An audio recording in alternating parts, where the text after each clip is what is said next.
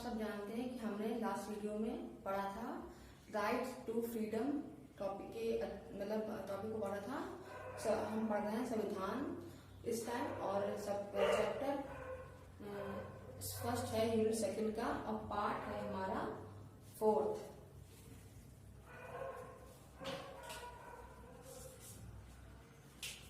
Part है हमारे ये। तो चलिए स्टार्ट कर देते हैं हम लोग। आज हमारा टॉपिक है शोषण के विरुद्ध अधिकार।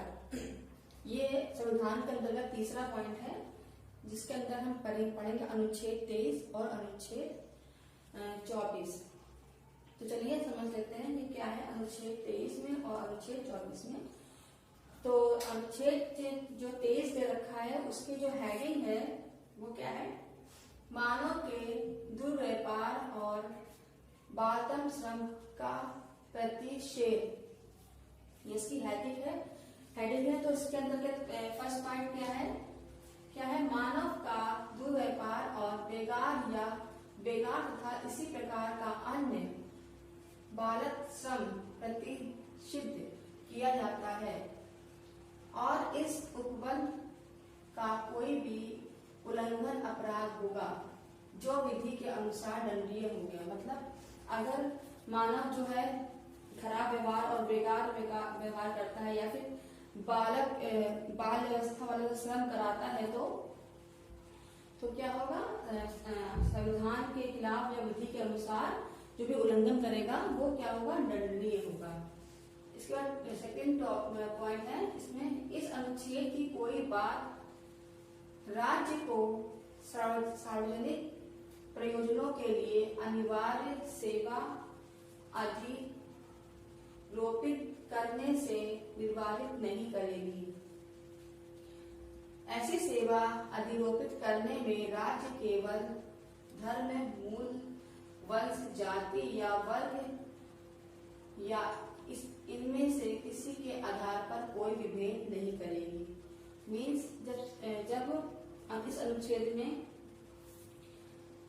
राज्य को सार्वजनिक प्रयोजनों के लिए अनिवार्य सेवा अधिरोपित करने से निर्वाहित नहीं करेगी, मतलब जो सार्वजनिक सेवाएं हैं या प्रयोजन है वो मतलब जो विधि है उसे करने के लिए अधिरोपित नहीं करेगी, वो अनिवार्य सेवा रहेगी।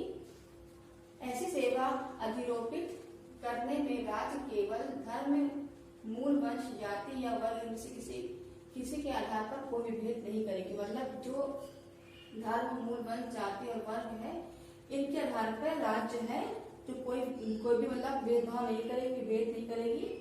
जिसके अंदर एक्ट 23 के अंतर्गत है ना, अनुच्छेद 23 के अंतर्गत। अब हम पढ़ेंगे अनुच्छेद 24। क्या है इसकी हेडिंग, कारखानों आदि में बालकों के नियोजन का प्रतिषेध। तो क्या होगा इसमें, 14 वर्ष से कम आयु वाले या 14 वर्ष से कम के किसी बालक को कारखानों या खान में काम करने के लिए नियोजित नहीं किया जाएगा या किसी अन्य परिसंकटमय नियोजन में नहीं लगाया जाएगा। मतलब जो बच्चे 14 वर्ष तक की आयु है या उनसे कम की आयु वाले बच्चे हैं उन्हें किसी भी कारखानों, जो फैक्ट्रियां होती हैं या फिर खान, मतलब जैसे कोयले खान होती है ना, हीरे की खान होती है, इस तरह की जो खाने होती पाई जाती हैं उन खानों में काम करने के लिए नहीं लगाया जाएगा और न ही किसी ऐसे काम में लगाया जाएगा जो संकट से पूर्ण हो, मतलब संकट उसमें उस काम को करने में संकट हो, ऐसे काम को बालकों को नहीं लगाया जाएगा। फिर आता है हमारा पॉइंट चौथा, धर्म की स्वतंत्रता का अधिकार, right to freedom to religions. धर्म की स्वतंत्रता का अधिकार में क्या पढ़ेंगे, अनुच्छेद 25 पढ़ेंगे हम। अनुच्छेद 25 में क्या लिखा गया है हेडिंग में, अंतःकरण की ओर धर्म के आभास के रूप से मनाने, आचरण और प्रचार करने की स्वतंत्रता। मतलब धर्म को पूर्ण रूप से मनाने के लिए और अच्छा आचरण और प्रचार करने की व्यवस्था किसके अंदर है? अनुच्छेद 26 में। तो क्या लिखा गया है? लोक व्यवस्था, सदाचार और स्वास्थ्य तथा इस भाग के अन्य उपबंधों के अधीन रहते हुए सभी व्यक्तियों को अंतःकरण की स्वतंत्रता का और धर्म के अभाव रूप से मनाने, आचरण करने और प्रचार करने का समान हक है। मतलब सभी इस अनुच्छेद 25 के अंतर्गत सभी व्यक्तियों को धर्म को अभाव रूप से मनाने में, आचरण और प्रचार करने की पूर्ण स्वतंत्रता है, पूर्ण समान, हर मतलब एक समान हक दिया गया है। अब आता है अनुच्छेद 26 जो पॉइंट 24 के अंतर्गत है। तो क्या है? धार्मिक कार्यों के प्रबंध की स्वतंत्रता। तो क्या है इसमें? अनुच्छेद 26 में धार्मिक कार्यों के प्रबंध की स्वतंत्रता मीन्स जो भी धर्म है और उनके धार्मिक कार्य है उनके प्रबंध की जो व्यवस्था की जाएगी वो सबके लिए स्वतंत्र, मतलब हर धर्म का व्यक्ति जो है वो अपने धर्म को बढ़ाने के लिए, उसका प्रयोजन करने के लिए स्वतंत्र होगा और अपने धर्म के विषयक कार्यों का प्रबंध करने का उसके पास पूर्ण अधिकार होगा। ऐसी संपत्ति का विधि के अनुसार प्रशासन करने का अधिकार होगा। मतलब उसके पास अगर कुछ भी धार्मिक संपत्ति है या कुछ भी है तो उसके पास उस चीज का भी अधिकार होगा, उसका प्रचार करने का भी अधिकार होगा। इस पर अनुच्छेद 27 है, किसी विशिष्ट धर्म की अभिव्यक्ति के लिए करों के समुदाय के विषय में स्वतंत्रता। मतलब किसी भी व्यक्ति को ऐसे करों का समुदाय करने के लिए बाध्य नहीं किया जाएगा जिसने आगाम किसी विशिष्ट धर्म या धार्मिक संप्रदाय की अभिव्यक्ति या पोषण में व्यय करने के लिए विनिश्चित रूप से विनियोजन किए जाते हैं। फिर हम पढ़ते हैं क्या अनुच्छेद 28 में क्या है, इसका पॉइंट क्या है?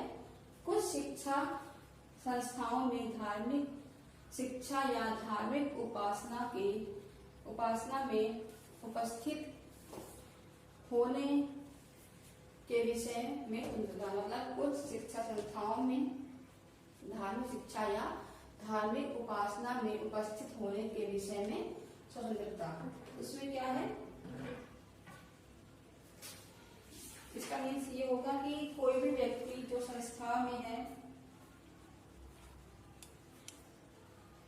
शिक्षा संस्था, कोई भी ऐसी संस्था, शिक्षा संस्था जो धार्मिक शिक्षा या धार्मिक उपासना में उपस्थित होने के विषय में स्वतंत्रता। मतलब कोई भी व्यक्ति किसी भी संस्था की किसी भी धर्म के अंदर उस धर्म की उपासना कर सकता है और उस विषय के लिए उसको स्वतंत्रता मिलेगी, स्वतंत्रता है। मतलब वो अपने धर्म के अलग धर्म के साथ साथ वो किसी और धर्म की संस्था का ज्ञान भी प्राप्त कर सकता है और उसके लिए उसको अनुमति है। इसके बाद बच्चों पढ़ेंगे हम क्या? सांस्कृतिक और शिक्षा संबंधी अधिकार। मतलब सांस्कृतिक एवं शिक्षा संबंधी अधिकार।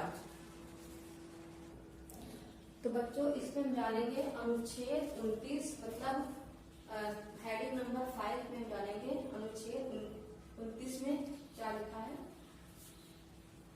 अल्पसंख्यक वर्गों के हितों में संरक्षण। मतलब इस अनुच्छेद के अंतर्गत ये हेडिंग लिखी गई है और इसके अंतर्गत हम जानेंगे कि भारत के राज्य, क्षेत्र या उसके किसी भाग के निवासी नागरिकों के किसी अनुभाव को जिसकी अपनी विशेष भाषा, लिपि या संस्कृति है उसे बनाए रखने का अधिकार होगा।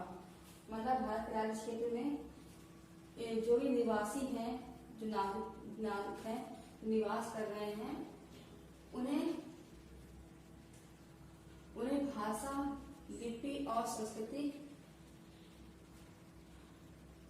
को बनाए रखने का अधिकार होगा। अपनी भाषा, संस्कृति, लिपि को बनाए रखने का अधिकार होगा। इसका दूसरा पॉइंट क्या है? राज्य द्वारा शोषित या राज्य निधि से सहायता पाने वाली शिक्षा संस्था में प्रवेश से किसी भी नागरिक को केवल धर्म, मूल वंश, जाति, भाषा या इनमें से किसी के आधार पर वंचित नहीं किया जाएगा। मतलब राज्य द्वारा घोषित या राजनीति से सहायता पाने वाली शिक्षा संस्थान जो है वो किसी भी संस्था में प्रवेश से किसी भी नागरिक को, मतलब इस प्रकार की शिक्षा संस्थान में प्रवेश के लिए किसी भी नागरिक को केवल धर्म, मूल वंश, जाति, भाषा इसमें से किसी कोई भी पॉइंट हो उसके आधार से उसको वंचित नहीं किया जाएगा कि वो किसी भी शिक्षा संस्था में प्रवेश ना ले सके। इसको अनुच्छेद 30 में है, इसकी हेडिंग है शिक्षा संस्थाओं की स्थापना और प्रशासन करने का अल्पसंख्यक वर्गों का अधिकार। मीन्स क्या है? धर्म या भाषा पर आधारित सभी अल्पसंख्यक वर्गों को अपनी रुचि की शिक्षा संस्था की स्थापना का अधिकार होगा। मतलब धर्म और भाषा पर आधारित जो भी अल्पसंख्यक लोग हैं वो अपनी रुचि के अनुसार किसी भी शिक्षा संस्थान को चलाने का उनको अधिकार होगा और वो उसमें उसकी स्थापना भी कर सकते हैं अपनी रुचि के अनुसार। दूसरी पॉइंट इसके अंदर है शिक्षा संस्थाओं को सहायता देने में राज्य किसी शिक्षा संस्था के विरुद्ध इस आधार पर विभेद नहीं करेगा कि वह धर्म या भाषा पर आधारित किसी अल्पसंख्यक वर्ग से प्रबंध में है। मतलब शिक्षा संस्थान जो है शिक्षा संस्थान को सहायता देने में, मतलब शिक्षा संस्थान जो खोली गई राज्य उनके विरुद्ध कोई भी विभेद नहीं करेगा या फिर विभेद नहीं करेगा, चाहे वो किसी धर्म या भाषा का हो, वो अपने रुचि अनुसार, अपनी इच्छा अनुसार शिक्षा संस्थान को खोल सकता है। इसके बाद है अनुच्छेद 31। अनुच्छेद 31 जो है बच्चों हमारा, ये क्या है? संपत्ति का अनिवार्य अर्जन, ये इसका हेडिंग है। बट संविधान के 44वें संशोधन के अंतर्गत अधिनियम 1978 की धारा 6 द्वारा 20/6/1979 से निराशित है। मतलब अब ये अनुच्छेद 31 की जो धारा, अनुच्छेद 31 जो है वो अब हमारे संविधान में नहीं है, तो इसका कोई मतलब नहीं हुआ। इसके बाद हम आपसे मिलेंगे नेक्स्ट क्लास में। नेक्स्ट क्लास में जो होगा हमारा लास्ट पॉइंट, संवैधानिक उपचारों का अधिकार। ये हमारा मूल अधिकारों में लास्ट पॉइंट है और इसको भी हम विस्तार से जानेंगे। आई होप आप सबको सारे पॉइंट समझ में आ रहे होंगे और नोट डाउन करते रहिए, पढ़ते रहिए। फिर मिलते हैं नेक्स्ट क्लास में नेक्स्ट टॉपिक के साथ। नमस्कार।